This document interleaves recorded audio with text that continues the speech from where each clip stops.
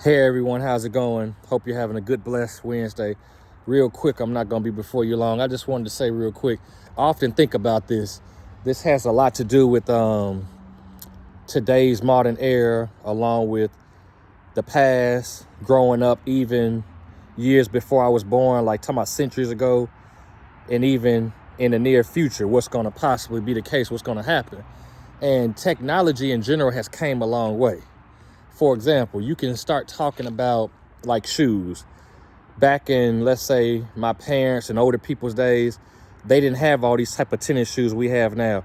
They had those old type of like black rubber type of whatever the other material the shoes were made out of type of shoes that you wore to school, and you had to keep them clean because basically those are the only shoes you had. You had to keep them clean because you wore them around the house as well.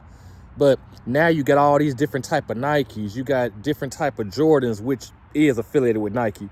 You got Reeboks. You got all these other shoes. I'm not so sure about K-Swiss. I don't know if they still make them. Nobody really don't wear those like that no more. But it's so many different options out here. It's the same thing with different type of houses. The old school type of houses, you had like, let's say, a lot of basements. A lot of houses these days don't include or don't have basements for some reason, and they may not even have an attic. Like, I remember growing up in Chicago, my grandma, she had an attic where you had to actually open up the door and you walked up 10, 15, however many steps it had. But also, you had a bottom basement in the house too. But all that being said and done, a lot of houses are being made different these days. And nothing's wrong with it. I'm just saying that technology and new features or new equipment in life comes a long way. It's the same thing about bowling, what I kind of want to talk about in this case. Growing up, even though I'm young and I may not have been here to witness certain things, I still do my research and know about some old school days. Like back in the days before they got oil machines and when they had old wood lanes and all that, what they really had was they had spray bottles. That's what they used to oil the lanes. They had to go down there, walk, and spray the lanes. Then, as you started getting closer and closer to like today's era, you started getting different type of machines little by little. And same thing with like lawnmowers and weed eaters, for example. I forgot what it's called, but you had this old school thing that I used to do somebody's yard before. You just walk with it like a little metal thing. And I'm thinking to myself, like, what kind of lawnmower is this? Like, thank God we don't have this type of old school equipment these days. You just sit there and put oil in it, press the prime button, or some of them you don't have a prime button. You just pull the string. Voila, sooner or later it cranks up.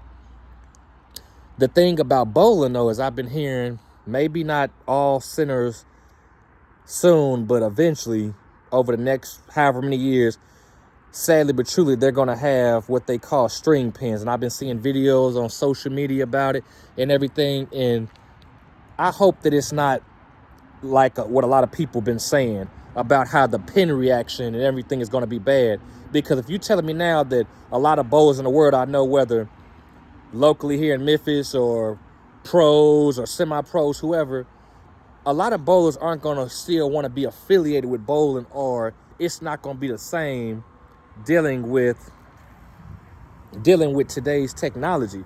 Because if you sit there and throw some bowling balls and now you getting all these breaks, messengers, and scouts, but you come to realize in the future that when it comes to the new technology that they eventually are going to create and have and make, which I understand. And by the way, let me throw that in there. The reason for that is simple, because who in the world wants to spend money? Even if you have money and you're rich, I don't think you want to spend money. You would rather sit there and wish the stuff was free so you wouldn't have to worry about spending it. But the point is, that's the key common sense reason to why bowling alleys are starting to get that, and some been having them for however many years, because they don't want to have to sit there and keep worrying about these old metal type of lanes with all these other type of, like the pin setter. You got all these parts of the lane. You even got in the ball machine, you got the different I think the cushion and the little the circle belt and other things. that allows the ball to come back all the way from the lane, the pen deck, underneath the lanes where you can't see it on top of the gutter cap through the ball machine. So the point is simple.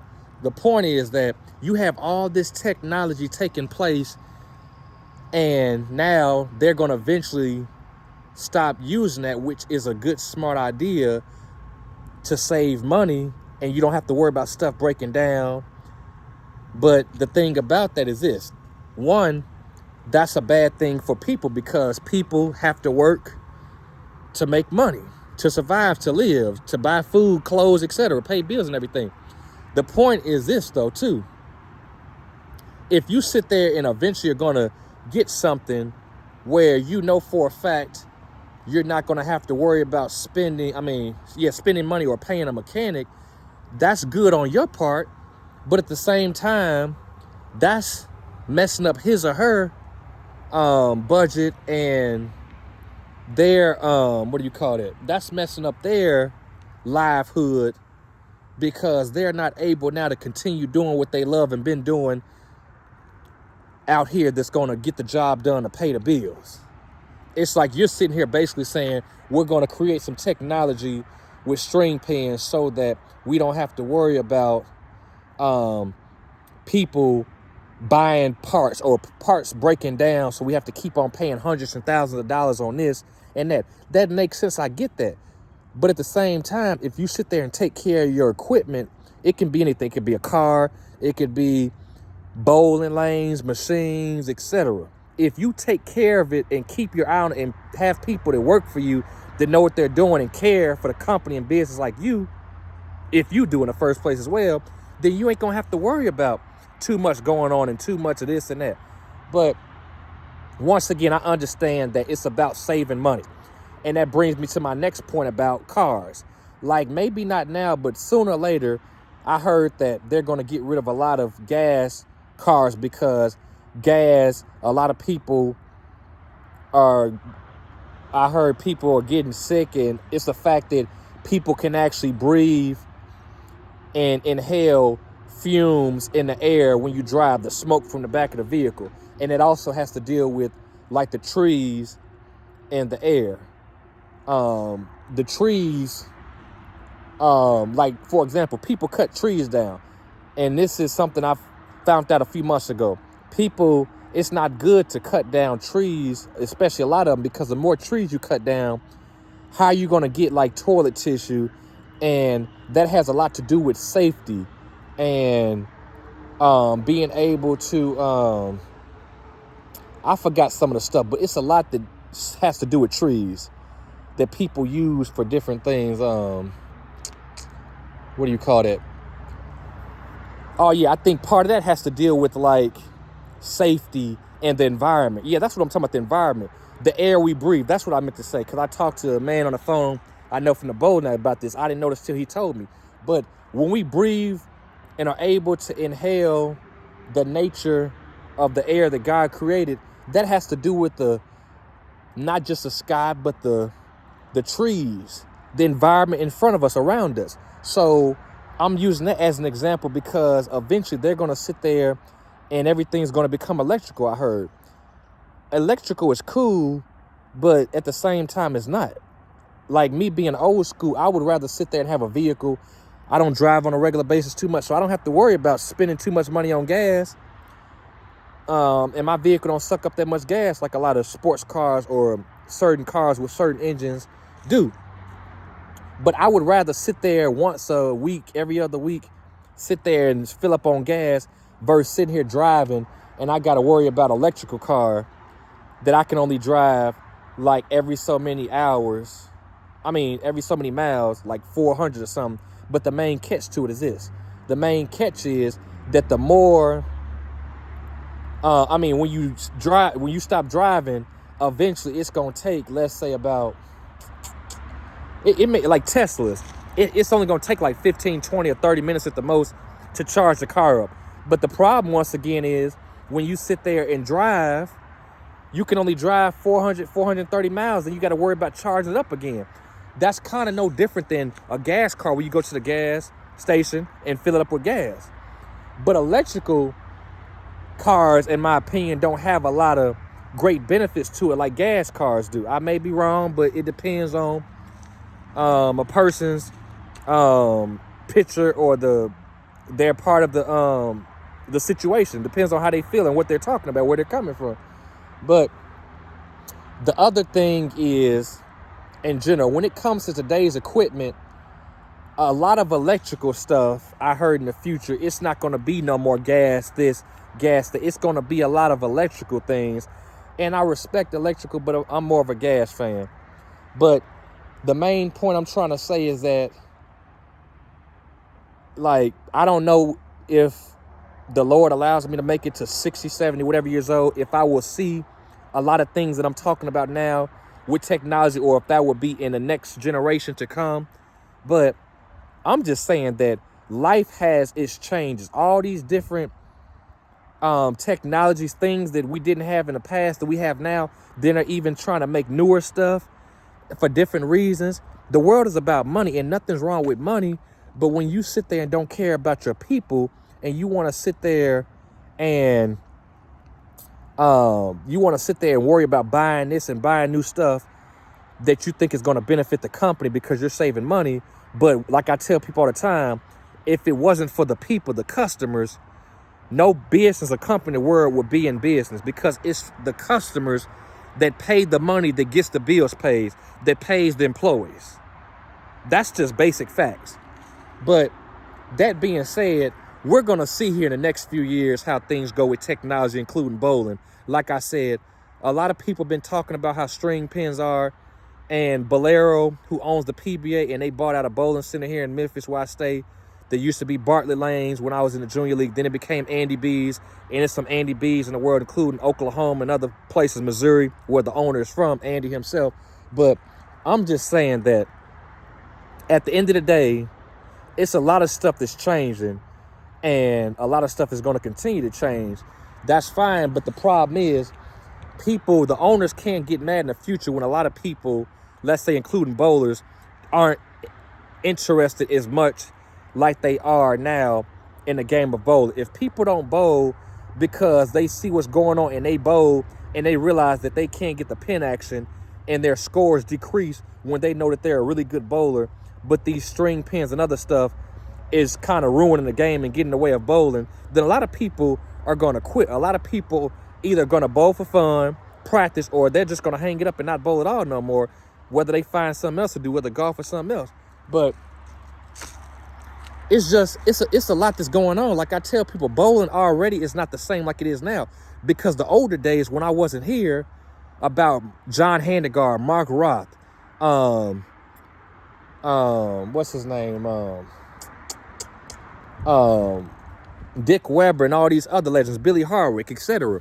These guys bowled with rubber, Gene Stuss. They bowled with old plastic rubber balls that you had to throw a certain way on those old lanes that they didn't have like we do now, and they didn't even have oil machines and stuff that we have now. But what I'm saying is that I like the equipment that we have now. The problem is that to a certain point, and everybody knows this or should know this, that today's equipment, except urethane, the reactive balls, hybrid, pearl, and solids, they absorb and suck up oil, of course, because of the technology to cover. Urethane, on the other hand, pushes the oil down the lane. That's why the ball comes back with oil on it. But all I'm trying to say is that we're going to see here. I'm interested to find out and see what's going to happen with the bowling industry, like USBC, with the lanes, how a lot of people are going to feel about bowling and things, because like J.R. Raymond even makes a lot of videos and other people talking about things on YouTube, getting people's opinions and ideas and stuff, because people that love bowling and other things in life, we feel like we should be able to enjoy the game of bowling, the sport of bowling. So why would the bowling industry company that we're representing, why would they do stuff to turn us off and to make us mad or frustrated, whatever you want to say? Now, of course, people like me aren't a professional bowler. I'm not trying to be. But I still love the game of bowling. So if I'm doing stuff, buying equipment, buying stuff, going to whatever bowling center in the world, tournaments and stuff, bowling, then why are you going to do things that's going to turn not necessarily me, but other people off or away from the sport of bowling. And it's like basically you're telling people, we don't care about what you think. We're going to do what we want to do because it's best for us / it's best for business and it's saving us money. I get that once again. However, the small problem is that when you don't take your people seriously, you're basically slapping them in the face saying, screw you. We don't care about you. And quite frankly, we never did. That's not how you treat your people. It's like saying treat people the way you want to be treated. If I don't want nobody getting mad at me, then I shouldn't get mad at them. Or if I don't want somebody being treated this way about something they have an opinion or feeling about, then why would I sit there and intentionally say, I'm going to sit there and intentionally get string pins regardless if league bowlers I know like it or not? No, I'm going to be more respectful and I'm going to care about the league bowlers because, one, I'm a league bowler and I've been bowling for 23 years. And on top of that, it's about representing them. We're the main people. We're the spokesmen of the bowling industry. I'm not talking about random people that just go bowl for fun, don't know about bowling, drink and get drunk and all the rest of that stuff. I'm talking about people that bowl leagues, bowl tournaments often, and even the professional bowlers. We think of bowling differently, and that's what really matters at the end of the day. The other people matter, but if they're not going to get in bowling like us, they kind of don't matter like us. They matter because they put money in the bowling alley's pockets too.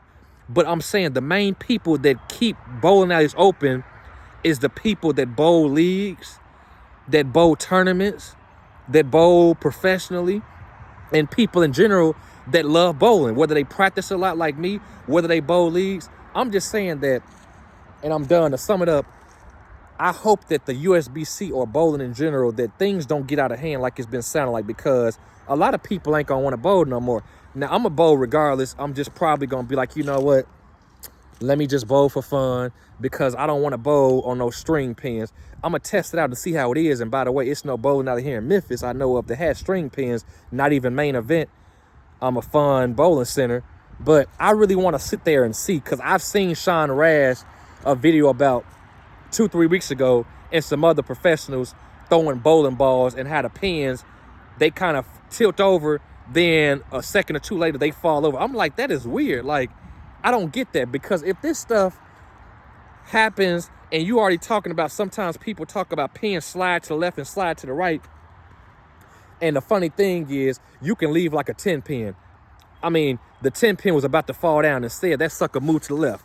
You think that's something. Once we get pins, string pins in the future, it's going to be way worse than it is now. But I've also heard benefits. I heard that with string pins, a lot of people are going to be picking up splits that are almost impossible, or you got to get some luck, like the 2-8-10. I picked it up one time 7-8 years ago. I went left of the 2 pin, I hit the 10 bounced, rolled, and took the 8 out. Other than that, I heard also you're going to pick up like the 7-10 and a lot of other random weird splits that a lot of people don't make on a regular basis. They may make them 1 or 2 out of 10, but hard splits like that, you got to get real lucky and have something to bounce out. Now, like I said, until I really see and experience string pins for myself, I can't say. But from what I've seen, I'm not really a fan of string pins. But to each his own, we're going to find out and everything. But that's all I wanted to say. Like people know, they often hear about this, like people saying, let's make America great again. Well, I'm saying basically, let's make bowling great again. Even though bowling would never be like the old days, because all this technology and everything has changed, which is nothing wrong with that. But still, a lot of things have changed over the past few years. And I mentioned this before in some videos about rules with the USBC, the weight hose. You can't use bowling cleaners no more. The awards. It's been so much. The thing about the Purple Hammer and other balls that have been discontinued, like the Spectra and stuff earlier this year by Storm, the Phase 4, the Wolverine, and other bowling balls.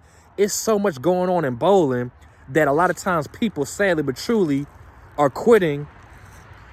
And I know some people may act like a little baby and get mad over something that they should just suck up and get over. I get that.